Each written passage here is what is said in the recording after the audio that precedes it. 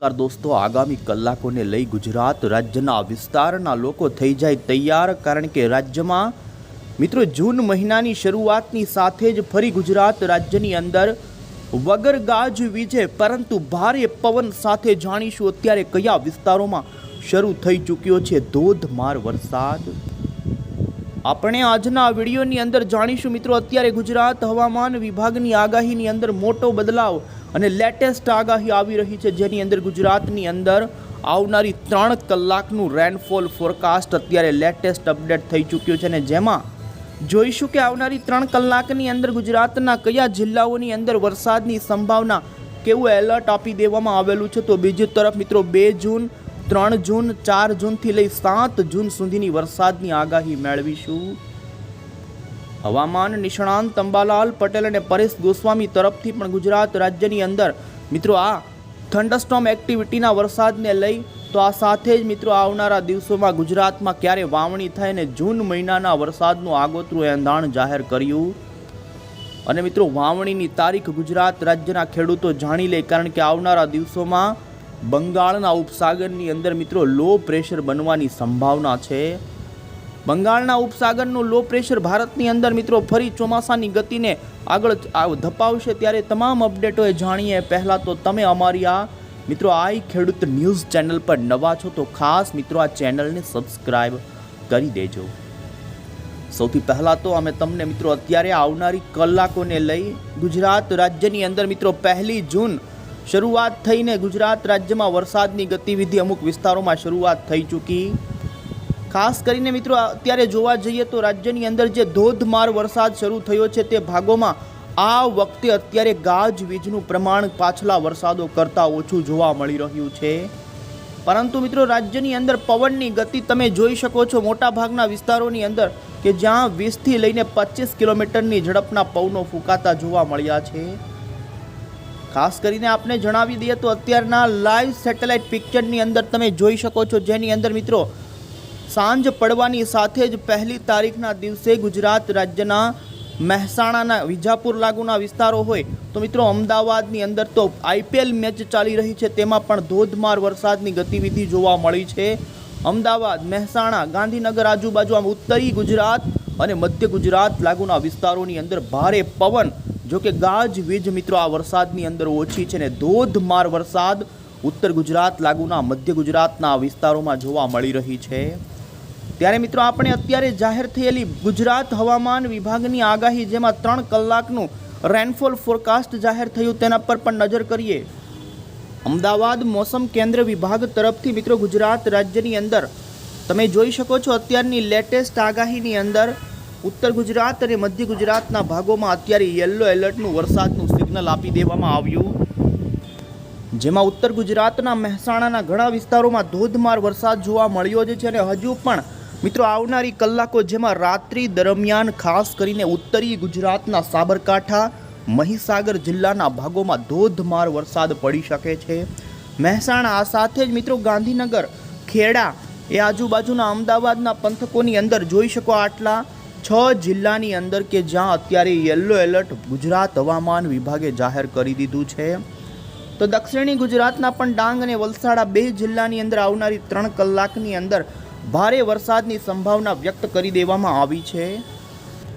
જો કે આગાહી હતી જ મિત્રો, અને ખાસ કરીને આજથી વરસાદનો છૂટો છવાયો નવો રાઉન્ડ શરૂ થઈ ચૂક્યો છે, જેમાં અમદાવાદ, મહેસાણા, ગાંધીનગરના આજુબાજુના વિસ્તારોમાં ધોધમાર વરસાદની ગતિવિધિની સાથે હવે પછીની કલાકોમાં મિત્રો અમે તમને અમેરિકન મોડલની આગાહીઓ બતાવી રહ્યા છીએ. તેમાં તમે જોઈ શકો છો ખાસ કરીને રાત્રિના સમયગાળા દરમિયાન મહેસાણા લાગુથી આગળના જે રાજસ્થાનના સરહદી ઉત્તર ગુજરાતના જિલ્લાઓ છે, જેમાં અમુક વિસ્તારો સાબરકાંઠાના હોય, મહીસાગર, જેમાં તમે અહીં વધુ વિસ્તારથી જોઈ શકો છો વડનગર, ઈડર, ડુંગરપર, માંડલી, મોડાસા, પ્રાંતિજ, માણસા, મહેસાણાથી લઈ અને ખાસ કરીને મિત્રો મધ્યરાત્રિ દરમિયાન તો અમુક વિસ્તારોમાં ગાજવીજ સાથેના વરસાદની પણ સંભાવના જોવા મળી રહી છે.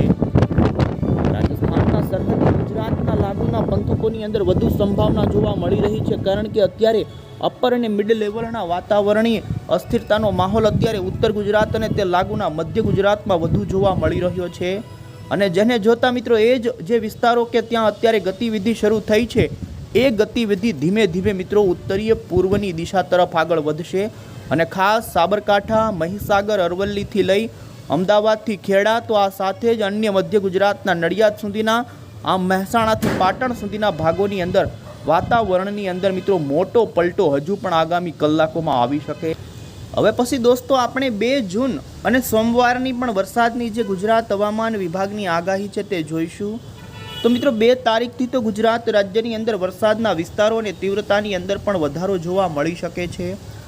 વરસાદનો શરૂ થયેલો જૂન મહિનાના શરૂઆતના દિવસનો જ રાઉન્ડ મિત્રો 7 તારીખ સુધી ચાલશે.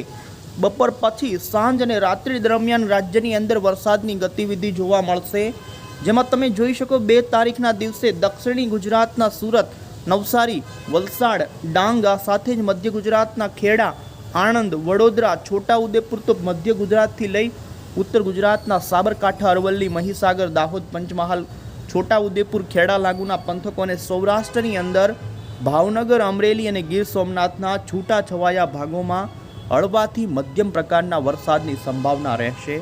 આ સાથે જ મિત્રો 3 જૂનનો પણ તમે આગાહીનો મેપ જોઈ શકો છો. મિત્રો 3 તારીખે આ વરસાદી રાઉન્ડ વધુ ઉત્તર ગુજરાત, મધ્ય ગુજરાત, પૂર્વ ગુજરાત અને દક્ષિણી ગુજરાતથી સૌરાષ્ટ્રના વિસ્તારોની અંદર વધારો થતો જોવા મળી રહ્યો છે. મિત્રો 3 તારીખે રાજ્યના અમુક વિસ્તારો હશે કે ત્યાં ભારે વરસાદ પણ પડી શકે.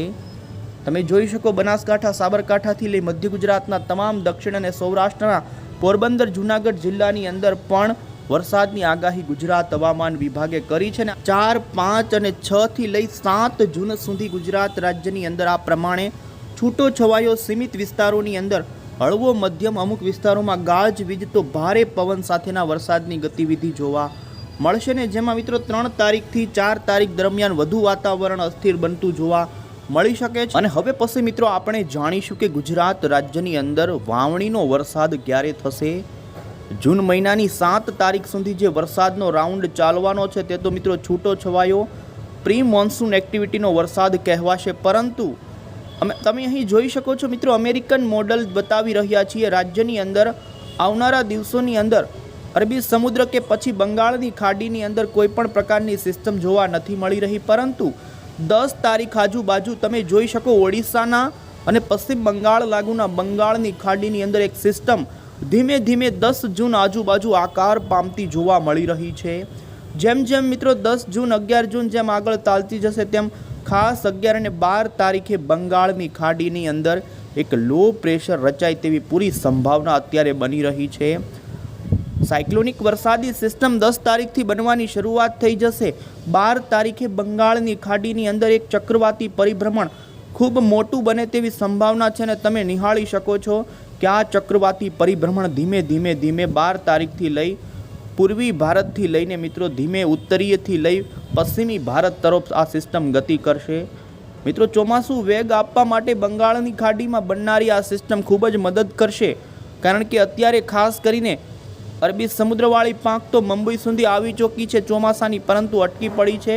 ત્યારે હવે પછી ખાસ પૂર્વી પાંખ પણ ધીમે ધીમે અત્યારે અટકી પડી શકે છે અને ખાસ જ્યારે બંગાળની ખાડીની અંદર સિસ્ટમ બનશે ત્યારે તમે જોઈ શકો 15 જૂને આ સિસ્ટમ છત્તીસગઢ અને ઓડિશાના ભાગોની અંદર ભારે વરસાદ આપી શકે છે. ત્યારે એક અંદાજ છે કે મિત્રો 20 તારીખ પછી ગુજરાત રાજ્યની અંદર બંગાળની ખાડીવાળી વરસાદી સિસ્ટમના કારણે સારો એવો વરસાદ ગુજરાત રાજ્યની અંદર જોવા મળી શકે.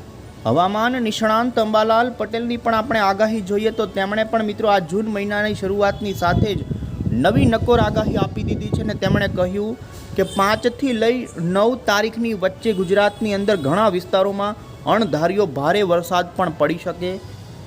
તો રાજ્યના વિવિધ ભાગોમાં અત્યારે વરસાદી ઝાપટા પડવાની તો સંભાવના વ્યક્ત કરી જ છે. 10 જૂન સુધી મુંબઈ મહારાષ્ટ્રના ભાગોમાં ફરી વરસાદ આવવાની સંભાવના રહેશે. 12 જૂન બાદ સૌરાષ્ટ્ર અને દક્ષિણી ગુજરાતના ભાગોમાં વરસાદની આગાહી અંબાલાલ પટેલે કરી છે. તો બંગાળના ઉપસાગરની અંદર લો પ્રેશર સર્જાતા ગુજરાતમાં સારા વરસાદના સંકેતો તેમણે જૂન મહિનામાં આપ્યા છે. 18 થી લઈને 30 જૂનની વચ્ચે ગુજરાતમાં સારો વરસાદ આવશે. બંગાળની ખાડીમાં લો પ્રેશર સર્જાવાને કારણે ગુજરાતમાં સારા વરસાદ પડવાની સંભાવના છે, જે ચોમાસાની મજબૂત શરૂઆતનો સંકેત આપે છે. મિત્રો આ રીતે એમણે ખાસ કરીને આ ખેડૂતોને અને નાગરિકો માટે મહત્વની વાત આપી હતી અને વધુમાં આપને જણાવીએ તો હવામાન વિભાગે ગુજરાત રાજ્યમાં ખાસ કરીને ચોમાસું ક્યારે આવે તેમણે જણાવ્યું કે 15 જૂન કરતાં વહેલું આવવાની વાત હતી, પરંતુ હવે અરબી સમુદ્રવાળી જે સિસ્ટમ હતી તે નબળી પડી ચૂકી છે અને જેના કારણે ગુજરાત રાજ્યની અંદર વરસાદનું આગમન જે સમય પહેલાં થવાનું હતું એ નહીં થાય અને સામાન્ય સમયે જ્યારે ગુજરાત રાજ્યની અંદર 15 જૂન આજુબાજુ ચોમાસું પહોંચતું હોય ત્યારે જ પહોંચે તેવું હવામાન વિભાગે જણાવ્યું છે. પરેશ ગોસ્વામી તરફથી પણ મિત્રો અત્યારે આગાહી આવી રહી છે, જેમાં તેમણે કહ્યું છે કે રાજ્યની અંદર 3-4 તારીખ આજુબાજુ રાજ્યના ઘણા ભાગો કે જેમાં દક્ષિણ ગુજરાત અને સૌરાષ્ટ્રના ભાગોની અંદર હળવા ભારે વરસાદી ઝાપટાથી ગાજવીજ સાથેના હળવા મધ્યમ વરસાદની સંભાવના તેમણે વ્યક્ત